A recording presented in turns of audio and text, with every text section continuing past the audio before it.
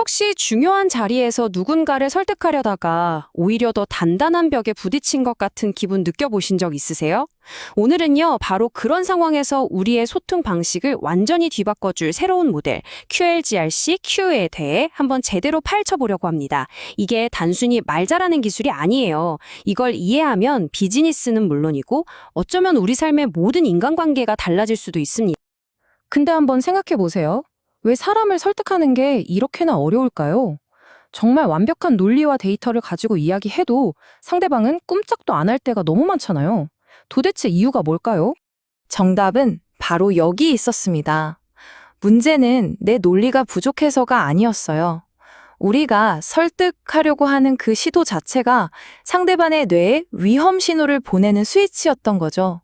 우리는 문을 열려고 했던 게 아니라 사실은 문을 더 단단하게 잠그고 있었던 겁니다. 그래서 우리는 참 이상한 딜레마에 빠지게 됩니다. 바로 설득의 역설이라는 건데요. 상대를 앞으로 밀면 밀수록 상대는 오히려 더 뒷걸음질 치는 그런 상황 말이에요.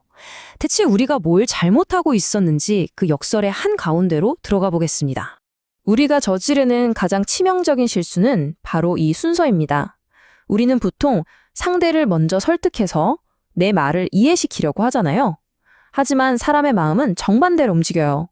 먼저 정서적인 공감을 통해서 이 사람은 내 편이구나 하는 안전함을 느껴야 해요. 그래야만 비로소 마음의 문을 열고 내 말을 이해하고 스스로 선택할 준비를 시작하는 거죠. 이 순서가 모든 걸 결정합니다. 자, 그렇다면 우리가 그토록 효과적이라고 믿어왔던 기존의 설득 기술들, 이게 왜 실제로는 잘 안 통했을까요? 우리가 아주 쉽게 빠지는 세 가지 큰 오해를 한번 짚어보겠습니다. 첫 번째 오해, 바로 놀리면 다 된다는 생각입니다.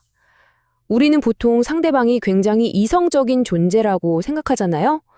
그래서 완벽한 데이터랑 보고서를 준비해가면 당연히 그렇군요 하고 수긍할 거라고 기대하죠. 하지만 현실은 완전히 다릅니다.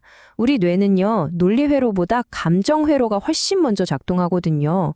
이 사람이 나를 공격하려는 게 아니구나, 내 의견을 존중해주네, 이런 안전신호가 먼저 켜져야만 그제서야 어디 한번 들어볼까? 하고 논리를 검토할 마음의 문을 살짝 엽니다.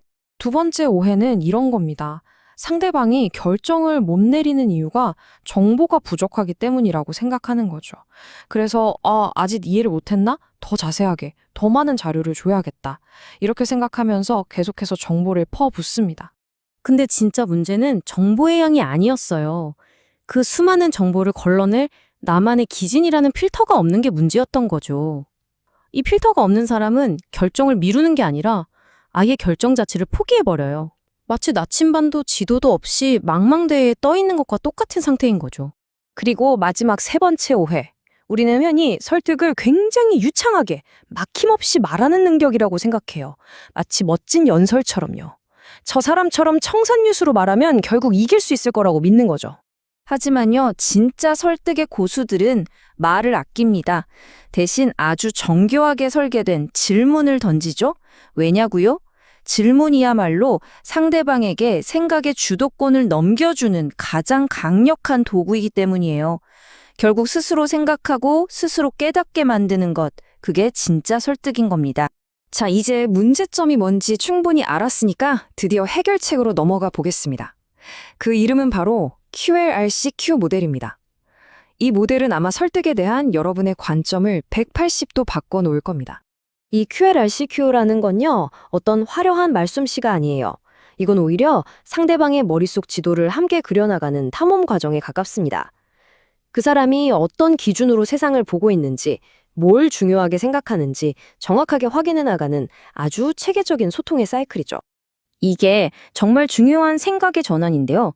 우리는 더 이상 내 주장을 일방적으로 펼치는 연설을 하는 게 아닙니다. 대신 상대방의 생각과 기준이 뭔지 하나하나 확인하는 검증 과정을 진행하는 거죠. 이 대화의 주인공이 내가 아니라 상대방이 되는 거예요.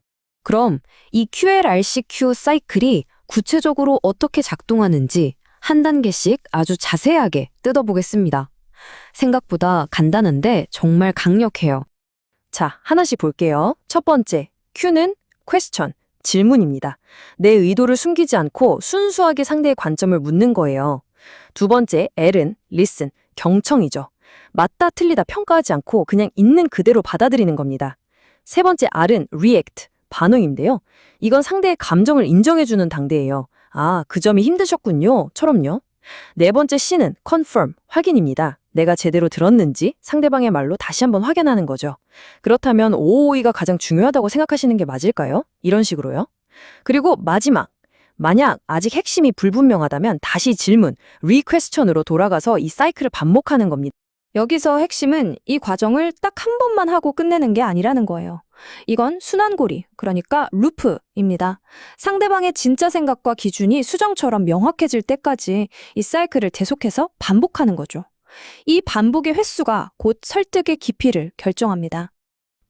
이론은 이제 알겠는데, 그래서 이게 실제 대화에서 어떻게 마법을 부리는지 한번 볼까요?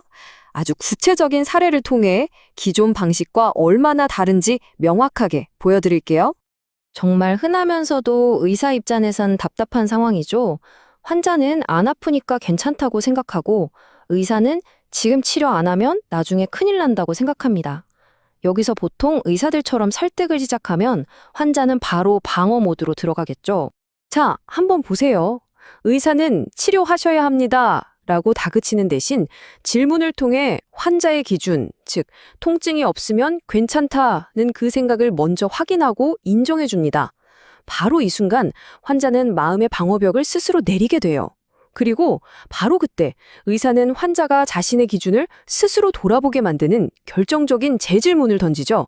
이제 환자는 설득당하는 게 아니라 자신의 과거 경험을 토대로 스스로 생각하기 시작하는 겁니다. 자, 오늘 우리가 발견한 이 새로운 설득의 핵심 원칙들 마지막으로 한번 정리해 보겠습니다. 앞으로 중요한 대화를 앞두고 있다면 다른 건 다 잊어도 이것만큼은 꼭 기억해 주세요. 이제부터는 내 결론을 밀어붙이려고 하지 마세요. 대신에 상대방이 스스로 결론에 도달할 수 있도록 좋은 생각의 틀을 만들어주는 데에 집중하는 겁니다. 우리의 목표는 설득력 있는 사람이 되는 게 아니에요. 상대방이 자신의 생각을 명확하게 정리하도록 돕는 좋은 조력자가 되는 거죠. 이 문장 하나가 오늘 우리가 나눈 모든 이야기를 담고 있는 것 같습니다. 결국 우리가 상대에게 줄 수 있는 최고의 선물은 정답이 아니라 스스로 정답을 찾게 만드는 좋은 질문이었던 거죠. 자, 여러분의 다음 대화, 설득하시겠습니까? 아니면 질문하시겠습니까?